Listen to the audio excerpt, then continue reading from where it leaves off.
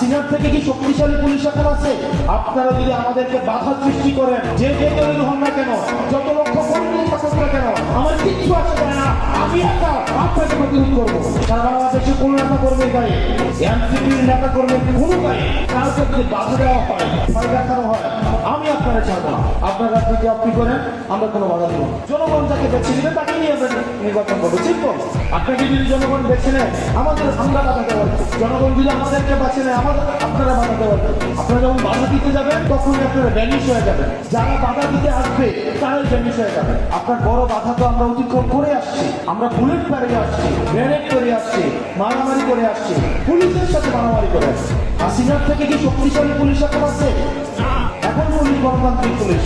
International player Messi রোনাল্ডোর গ্রামের অলিগলি হচ্ছে আপনি মিনি ফুটবলের ভয় রাখেন।